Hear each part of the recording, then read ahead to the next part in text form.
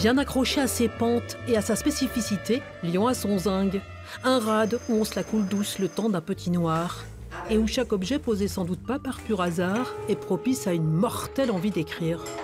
Depuis 5 ans, le café librairie polar Le Petit Noir rassemble pêle-mêle les vrais amateurs de romans policiers et surtout leurs auteurs. À Lyon et alentour, ils sont une vingtaine à broyer le noir. Et parmi eux, Jacques Maurice, ancien Parisien, installé à Lyon depuis 20 ans et qui écrit sur sa ville d'adoption.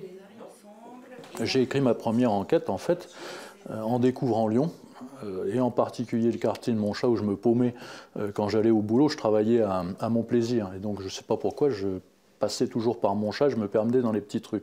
Ce qui m'a donné finalement l'idée de mon premier polar lyonnais. Donc, c'est à la fois, c'est vrai, une question d'ambiance, mais une question de hasard au départ.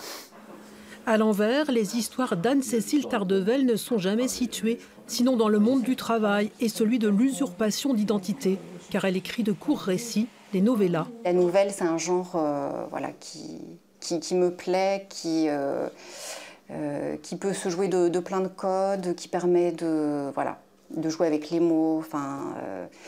Et je pense qu'on est aussi moins contraint par un cadre en termes d'histoire. On retrouvera ces deux auteurs à Quai du Polar, mais pas au milieu de leurs congénères plus médiatisés.